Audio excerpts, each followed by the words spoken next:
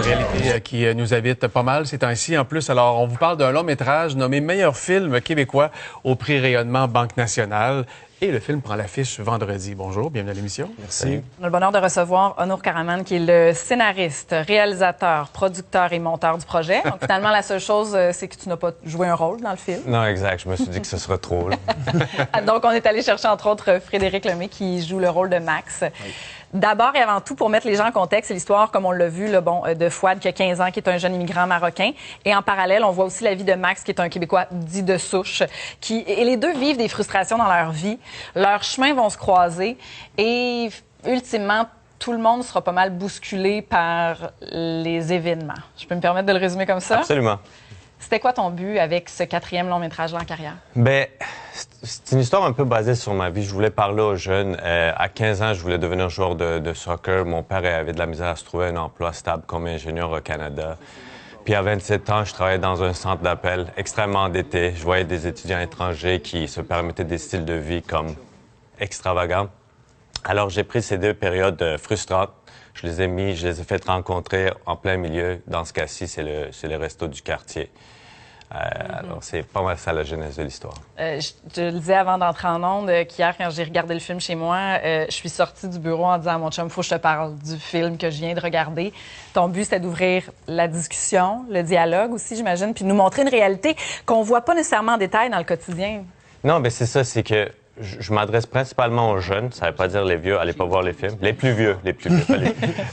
Mais c'est de parler aux jeunes. Puis vraiment, je pense qu'on leur parle souvent, mais on leur parle pas souvent dans la langue dans laquelle ils sont prêts à nous écouter.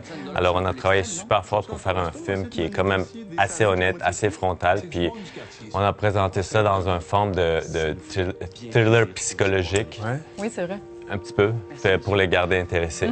C'est très fluide, c'est vrai qu'on plonge rapidement, puis on a le goût de se rendre jusqu'au bout, puis il faut se rendre jusqu'au bout. Écoute, je dirais rien. Puis on croit à l'univers, on croit au dialogue, ouais. C'est super sensible. Les jeunes, ils existent pour vrai. C'est une qualité qu'on a, c'est ça, on croit à tout cet univers. Quand on est acteur, des fois, on apprend de ces rôles. Est-ce qu'il y a des situations qui t'ont étonné, qui t'ont surpris, qui t'ont fait comprendre aussi une réalité que tu connaissais peut-être moins?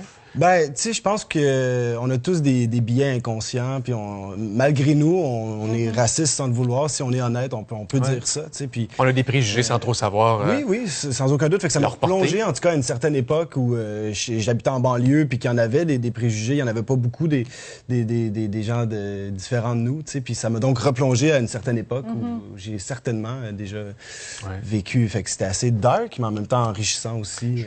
Ouais, juste mettre une parenthèse là-dedans, c'est pas un film que sur le racisme. Ça englobe beaucoup de choses. Alors, je voudrais juste mettre ce point-là. Mais c'est vrai que c'est important de le préciser, puis que c'est tellement large, mais c'est quelque chose qu'on a besoin de voir, c'est quelque chose qu'on a besoin de comprendre, puis je pense que ça a été fait avec beaucoup de délicatesse et en même temps beaucoup de dureté aussi. Ouais. Merci d'être venu nous en parler. Je vous en aurais parlé pendant des heures, mais on va inviter les gens à aller voir le film en salle à partir de vendredi. Puis vous partez là, en petite tournée promotionnelle là, ce soir à Québec. Oui, ce soir, on est à Québec. Demain, on est à Sherbrooke. Puis vendredi, on fait notre première à Montréal. Fait qu'on vous attend en salle. Est-ce que ça fait du bien d'écrire tout ça, ton vécu, puis de le partager aux gens?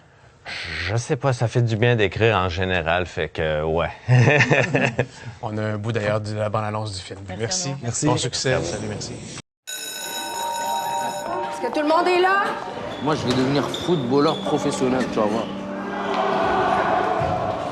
Yo, ton futur, c'est dans ce resto ou est-ce que tu seras payé autant que dans un sweatshop? Ah ouais, Chris? Mais on me demande de vendre des produits dont le client n'a pas besoin. C'est des produits dont le client n'est pas au courant qu'il a besoin. J'ai 8 ans d'expérience au Maroc, monsieur. Mais pas au Québec? Pas au Québec, pas encore. Hey, toi, ton père, c'est un garage, kid. Mais 225 $, c'est un peu l'extrême, non? Je vais-tu dans ton resto, on va essayer de me négocier des sandwichs à moitié prix? C'est du monde du quartier, ça. On s'aide quand on peut.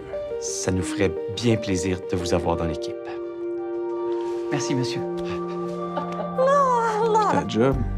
Ah non, c'est vrai, t'en as plus de job. Retourne dans ton pays. Toi, retourne en Afrique.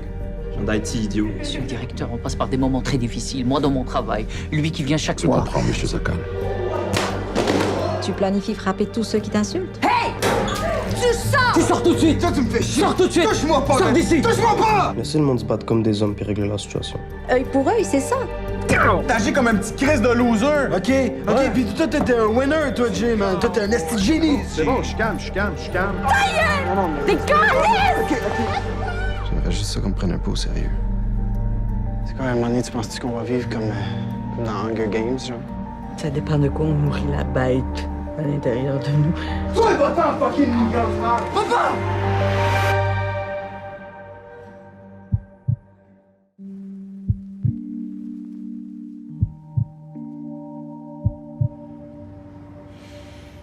Puis tu sais quoi, ça?